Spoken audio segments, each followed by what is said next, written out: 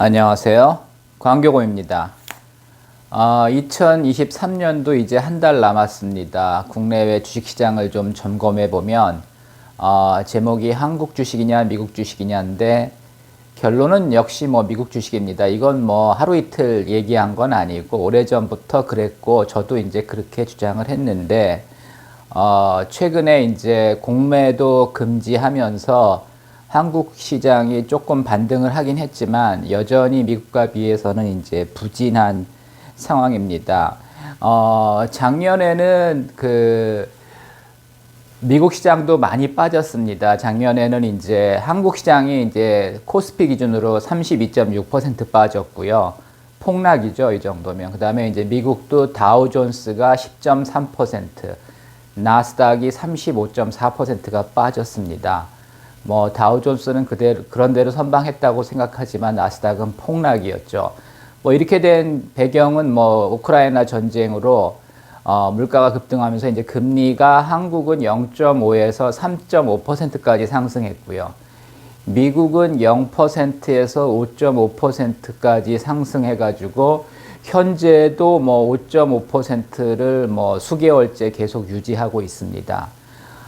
그럼에도 불구하고 작년엔 그래서 이렇게 빠졌는데 결국은 금리 인상이 있었지만은 미국 시장은 선방하고 있습니다. 금리가 오르면 주가가 폭락할 것 같지만 초반엔 그렇습니다. 근데 결국은 또 기업들이 극복을 하죠.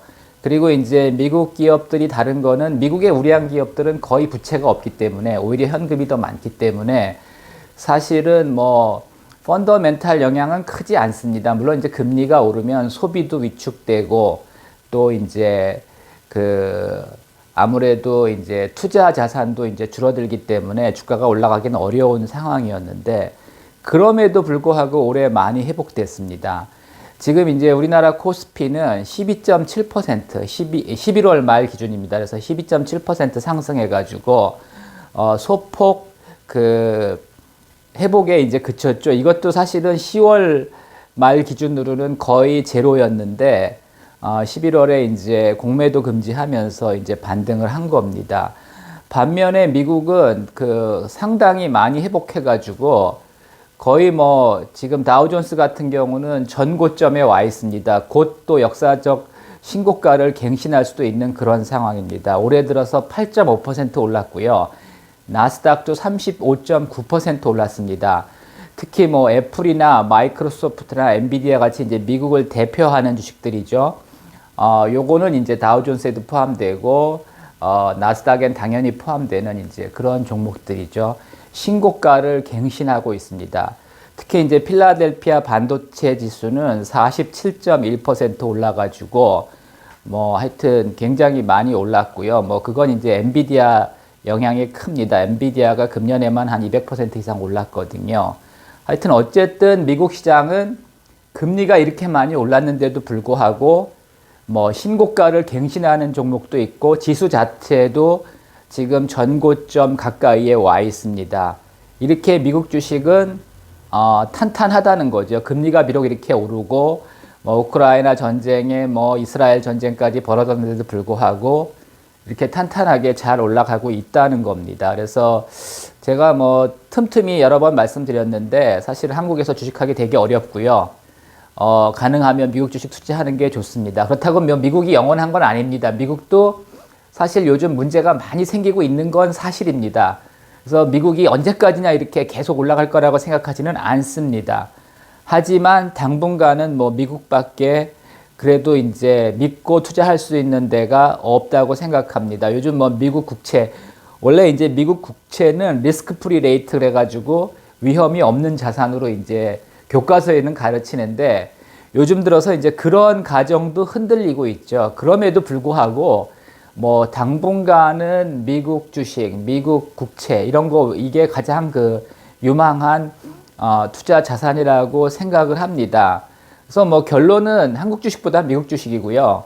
우리나라에도 폭등하는 주식들 있긴 있지만은 그거를 내가 먹고 나온다는 보장이 없습니다. 그리고 먹었더라도 결국은 또 하락하면 터질 수밖에 없는 그런 상황이고요. 미국 주식을 개별 주식을 투자하는 거는 굉장히 어렵습니다. 이렇게 지수가 회복되고 또 이제 이렇게 신고가를 갱신하는 종목들이 나오고 있지만은 실제로 이제 테슬라는 아직까지 뭐 전고점 회복하지 못하고 있고요. 그 다음에 뭐 아마존도 회복 못하고 있고 구글도 못하고 있고 그 다음에 메타, 페이스북이죠. 거기도 이제 회복을 못하고 있습니다. 전고점을. 그래서 개별 종목을 투자하는 거는 여전히 어렵고요. 테슬라 뭐 400불 갔다 100불 갔다 지금 한 240불 하는데 방향을 예측할 수가 없습니다. 다행히 100불에 사서 뭐 300불에 팔면 좋지만 400불에 산 사람도 있을 거란 말입니다. 그래서 이제 그런 종목들을 투자하는 건 굉장히 어렵고요.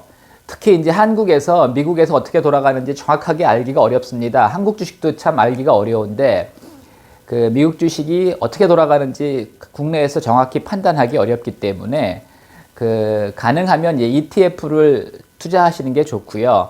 ETF는 이제 펀드죠. 그러니까 여러 종목을 포함 투자하는 이제 펀드인데 주식처럼 거래됩니다. 그래서 이제 미국 주식을 저는 추천하는 편이고 그 중에서도 이제 QQQ를 추천합니다. QQQ는 나스닥 100에 투자하는 ETF고요. 나스닥 100에는 애플, 마이크로소프트, 엔비디아, 테슬라, 뭐 구글, 아마존 다 들어 있습니다. 그래서 이제 굉장히 유망한 ETF고요.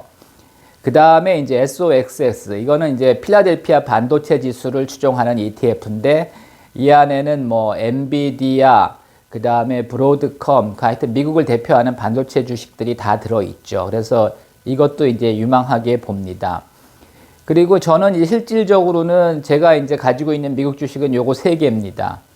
뭐 아직 그렇게 많이 투자하고 있지는 않은데 뭐 계속 비중을 늘려갈 생각이고요.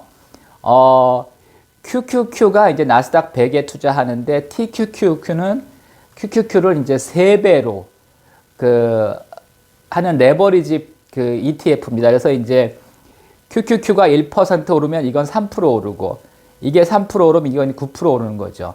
물론 떨어질 때는 이게 1% 떨어지면 이건 3% 떨어지는 거죠. 그래서 어떻게 보면 위험한데 이게 이제 기본적으로 펀드고 나스닥 100 주수기 때문에 그렇게 위험하지는 않습니다. 그리고 이게 이제 시장이 올라갈 때는 데일리로 매일 그 3배로 올라가거든요. 그래서 사실은 이게 복리로 올라가면 강세장에서는 엄청나게 많이 오릅니다. 물론 약세장에서는 엄청나게 빠질 수도 있습니다. 그래서 뭐 주의는 하셔야 되는데 제가 투자해 보니까 그렇게 위험하지는 않더라고요.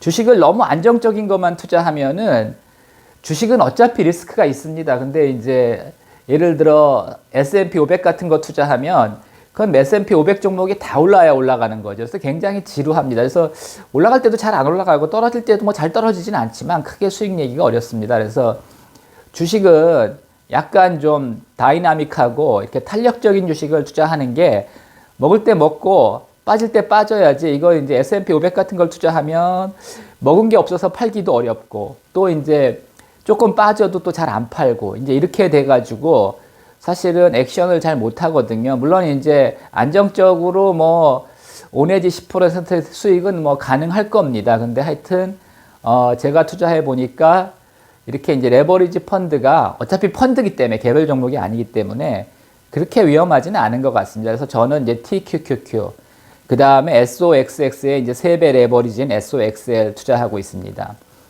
그 다음에 이제 CRSP라는 회사가 있는데 이거는 이제 유전자 편집하는 그런 이제 바이오 회사입니다. 근데 요거는 제가 나중에 한 번 더 설명을 드리겠습니다. 이제 요거랑 유사한 회사가 우리나라에 이제 툴젠이라고 있습니다. 툴젠이 최근에 한 100% 올랐는데 물론 아직도 이제 고점 대비해서는 반토막입니다. 근데 최근에 툴젠이 주가가 이제 급등하고 있는 게 요 CRSP라는 회사가 영국 FDA로부터 이제 신약에 대해서 이제 승인을 받았고요.